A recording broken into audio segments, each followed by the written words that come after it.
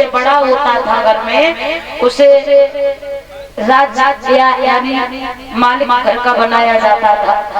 तो परीक्षित अपने घर में सबसे बड़े थे। परीक्षित को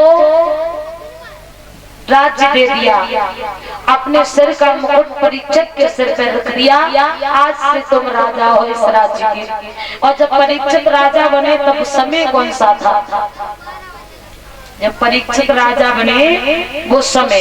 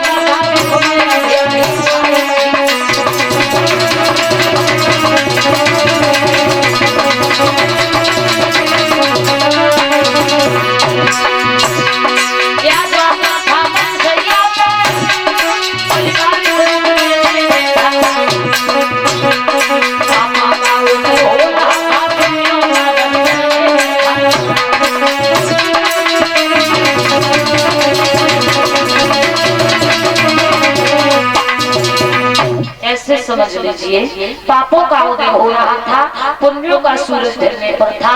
परीक्षित के सर पर जब मुकुट रखा तो द्वापर का अंत समय था। परीक्षित राजा बने और राजा बनने के बाद इन परीक्षित का विवाह हुआ और विवाह होने के बाद में प्रजा का पालन भली भांति करने लगे। एक दिन परीक्षित शिकार खेलने जंगल की ओर चले हैं। मन में विचार आया, अक्सर आदत होती है राजाओं की शिकार खेलने की, तो घोड़ा पे सवार होकर जिस समय परीक्षित शिकार खेलने जंगल की ओर चले हैं,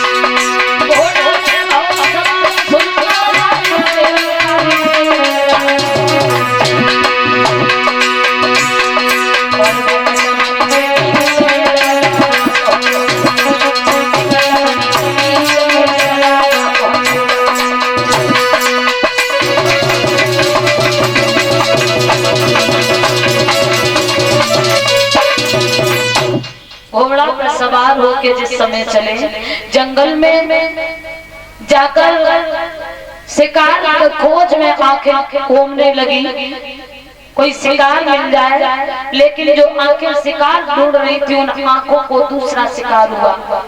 श्रोताओं, सामने देखा एक गाय आ रही है।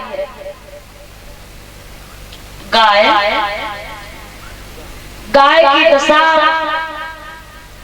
कभी चलती है, कभी रुकती है, तो कभी रबाने लगती है, कभी रोने लगती है। उस गाय के पीछे एक बैल आ रहा था। जो दशा गाय की थी वही दशा उस बैल की थी।